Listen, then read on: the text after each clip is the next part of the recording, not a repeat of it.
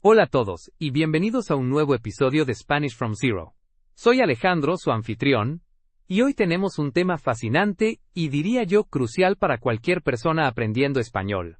¿Alguna vez se han preguntado cómo dar ese salto de traducir en su mente a realmente sentir y pensar en español? Pues de eso vamos a hablar. Y para ello tengo el placer de presentar a una invitada muy especial, Isabela, una experta en adquisición de idiomas y una persona que ha pasado por este proceso varias veces. Hola Alejandro, muchísimas gracias por invitarme. Estoy súper emocionada de estar aquí y de compartir mis experiencias, y algunos trucos, quizás, sobre cómo empezar a pensar en español. Es un tema que me apasiona porque UHM creo que es el verdadero punto de inflexión para muchos estudiantes. Absolutamente, Isabela, yo también lo veo así. Es como, hay un antes y un después de ese momento en que dejas de decir, ¿cómo se dice table en español? Mesa, eso, mente, eso, y en lugar de eso, ves una mesa y tu cerebro ya dice mesa, de forma automática. ¿Verdad? Exacto, esa es la clave. Pero, antes de sumergirnos en el cómo, me gustaría preguntar, ¿por qué es tan importante pensar en español? Algunos podrían decir, si puedo traducir y hacerme entender, ¿para qué más? Esa es una excelente pregunta. Para mí, la razón principal es la fluidez y la naturalidad. Cuando estás constantemente traduciendo, estás añadiendo un paso extra en tu proceso de comunicación. Es como si hubiera un puente entre lo que quieres decir y lo que realmente dices, y ese puente ralentiza todo. Y a menudo, la traducción directa puede llevar a expresiones que no suenan naturales en español. Piensas en inglés, traduces, y sale un español un poco robotizado. ¿Sabes? Sí, lo entiendo perfectamente. Y además la traducción consume muchísima energía mental, es agotador. Cuando empiezas a pensar en español, liberas ese espacio mental, y puedes concentrarte más en el mensaje, en la intención, en la emoción, en lugar de, en la construcción gramatical perfecta, o en encontrar la palabra exacta. Es como conducir un coche con marchas manuales frente a un automático. Una vez que aprendes, lo automático es mucho más suave y menos estresante. ¡Wow! ¡Qué buena analogía! Me encanta lo del coche. Es verdad, y te permite ser más espontáneo, ¿no? Reaccionar más rápido en una conversación. Porque, cuando uno está en una conversación real, no hay tiempo para la traducción interna. Precisamente. Y aquí viene la parte interesante. ¿Cómo empezamos a hacer esto? Mucha gente se siente abrumada. Dicen, pero si apenas sé un poco de vocabulario y unas cuantas frases, ¿cómo voy a pensar en un idioma entero? Totalmente. ¿Es un reto? Yo recuerdo cuando empecé, mi cabeza era un lío. Intentaba pensar una frase en español, y terminaba con una mezcla de español, inglés y UHM, hasta gestos. Jajaja. El miedo al error era muy grande. Entonces, ¿cuál sería el primer paso? ¿Hay algo que podamos hacer desde hoy mismo? Claro que sí. Y tu historia es la historia de muchos. Lo primero y más importante es empezar pequeño y sin presión. No intentes escribir un ensayo en español en tu cabeza de la noche a la mañana. El primer truco es lo que llamo etiquetar el mundo. Cuando vayas por tu casa o por la calle, mira un objeto y, en lugar de pensar su nombre en tu idioma nativo, piensa, esto es una puerta. Etiquet dola. Esto es una ventana. Esto es una cuchara. Mira, si no sabes la palabra, búscala y luego repítela. Me gusta eso. Etiquetar el mundo, Es simple y muy efectivo. Yo lo hice mucho. De hecho, al principio, ponía post-its con los nombres en español en todos los objetos de mi casa. Mi esposa se reía, pero funcionó. Veía la nevera, el microondas, la mesa. Eso es genial. Los post-its son una herramienta visual excelente. La idea es crear una conexión directa entre el objeto y su nombre en español, sin que tu cerebro pase por el idioma intermedio. Y una vez que te sientas cómodo con el etiquetado de sustantivos, puedes añadir adjetivos simples. La mesa es grande, la ventana está abierta, la cuchara es de metal. Sí, me encanta esa progresión. De lo simple a lo poquito más complejo. ¿Y qué pasa cuando queremos expresar ideas más completas? Porque no solo pensamos en objetos, sino también en acciones, en lo que vamos a hacer, en lo que sentimos. Exacto. Ahí es donde entra el monólogo interno. Fue así, Pam. Es básicamente hablar contigo mismo en español, pero en tu mente. Cuando te levantas por la mañana, en lugar de pensar, oh, I need to make coffee, piensa, necesito hacer café. Luego, voy a ducharme, sí. ¿Qué tiempo hace hoy? ¿Llueve o hace sol? Describe lo que ves, lo que sientes, lo que vas a hacer. Esto es súper poderoso. El monólogo interno. Eso me costó al principio.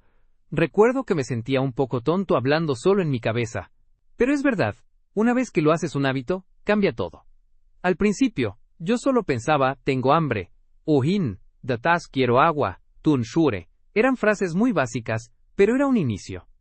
Y esas frases básicas son perfectas. No necesitamos ser Cervantes desde el primer día. Lo importante es empezar.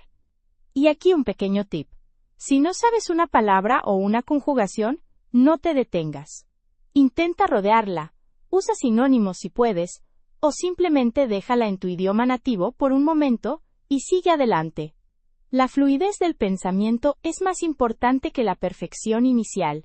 Esa es una perspectiva liberadora, Isabella. Muchas veces, la gente se bloquea por el perfeccionismo. Creen que si no pueden formar una frase gramaticalmente perfecta en su cabeza, entonces no están pensando correctamente.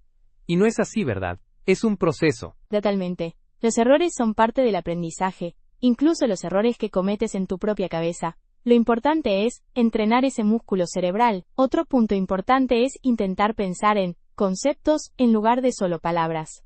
Por ejemplo, en lugar de pensar chair y luego silla, piensa en la idea de sentarse, y de esa idea te viene silla directamente. O comer, beber, dormir.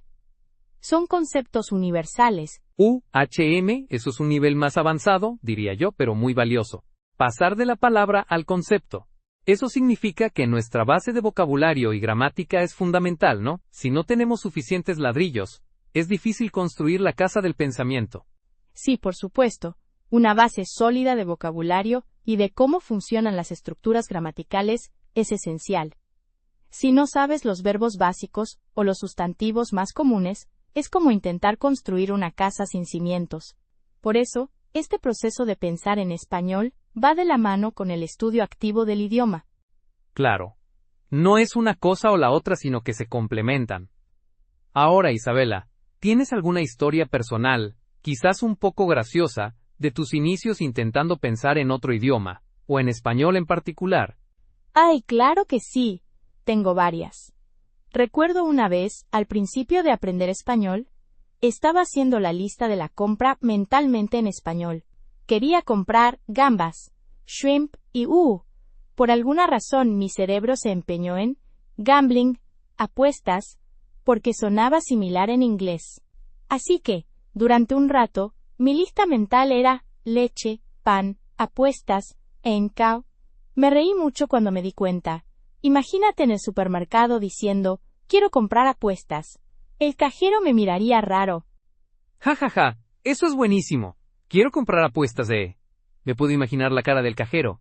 A mí me pasó algo similar.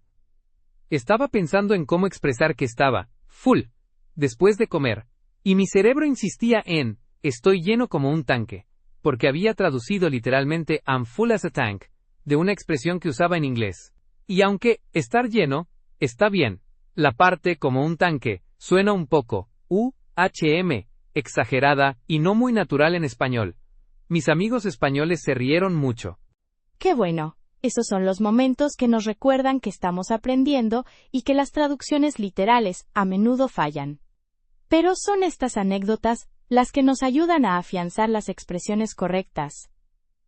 Y volviendo a lo de pensar en español, también recomiendo visualizar. Cierra los ojos y visualiza una conversación o una situación en la que tengas que usar español. Por ejemplo, pides café en una cafetería. Mentalmente, pide el café. Responde al barista, agradece. Repítelo varias veces. La visualización es poderosa. Es como un ensayo mental, ¿verdad? Te preparas para la situación real. ¿Y qué hay de la música o los podcasts? ¿Ayudan en este proceso de pensar en español? Absolutamente. Son herramientas fantásticas. Escuchar música en español, leer las letras, e intentar entenderlas sin traducir activamente. O escuchar podcasts como este, por ejemplo, jeje, y tratar de seguir el hilo de la conversación, anticipar lo que van a decir, o incluso después, resumir mentalmente lo que escuchaste, todo en español. Eso activa muchísimas conexiones neuronales y te sumerge en el ritmo y la estructura del idioma. Jajaja, buenísima la publicidad, pero es cierto, yo lo hago mucho. Cuando escucho una canción, intento no traducir, sino entender el sentimiento, la historia, directamente en español, y si hay una palabra que no sé, en lugar de ir corriendo al diccionario, intento inferir su significado por el contexto. Ah, y luego, claro, la busco para confirmar. Exacto. Inferir es una habilidad clave para empezar a pensar en el idioma. Rompes esa dependencia del diccionario o del traductor. También, Alejandro, hay que ser paciente. Esto no ocurre de la noche a la mañana. Es como aprender a tocar un instrumento. Al principio es lento y torpe, pero con la práctica constante, se vuelve natural. Sí, la paciencia es fundamental. Y creo que es importante que los estudiantes no se castiguen si un día no logran pensar en español. A veces, la mente simplemente está agotada. Es un músculo que hay que entrenar, pero también hay que darle descanso. Totalmente de acuerdo. Y aquí una cosa más. Intentar llevar un pequeño diario mental o incluso físico. Al final del día, repasa lo que hiciste, lo que comiste, con quién hablaste, todo en español. No tiene que ser perfecto, simplemente haz el ejercicio. Me gusta esa idea del diario mental. Repasar el día en español. Es una forma de consolidar todo lo aprendido y de practicar la narración. Ah, y es un ejercicio que no requiere de nadie más, ¿verdad? Puedes hacerlo en cualquier momento. Precisamente. Es una práctica muy personal y flexible. Lo puedes hacer mientras caminas, antes de dormir, o incluso mientras esperas en una fila. Las posibilidades son infinitas, y cuanto más lo hagas, más natural se sentirá. Qué interesante, Isabella. Hemos cubierto muchos puntos importantes hoy. Desde el etiquetado de objetos, hasta el monólogo interno y la visualización. Creo que nuestros oyentes tienen ahora un montón de herramientas para empezar a aplicar. Para cerrar, ¿podrías darnos 3 puntos clave, 3 takeaways, para aquellos que quieren empezar a pensar en español? Claro que sí. Mis 3 takeaways serían: primero, asterisco por empieza pequeño y sé constante. Asterisco, asterisco. No intentes dominarlo todo de golpe. Concéntrate en palabras sueltas, frases cortas, descripciones simples. Lo importante es la práctica diaria, aunque sean 5 minutos. Segundo, asterisco por rompe el hábito de la traducción literal. Asterisco, asterisco. Intenta conectar directamente el concepto con la palabra en español. Si te bloqueas, no te rindas, busca la palabra y vuelve a intentarlo. Y tercero, asterisco por acepta los errores y celebra cada pequeña victoria. Asterisco pañás. Asterisco pañá. No te castigues por no ser perfecto. Cada vez que logras pensar una frase completa en español en tu cabeza, es un gran paso. Disfruta el proceso. Fantástico, Isabella. Esos son consejos de oro. Empieza pequeño y sé constante, rompe el hábito de la traducción literal, y acepta los errores y celebra las victorias. Me encantan. Creo que esto dará a nuestros oyentes mucha confianza para dar el siguiente paso en su viaje con el español. Así es. Y recuerda, no hay una varita mágica.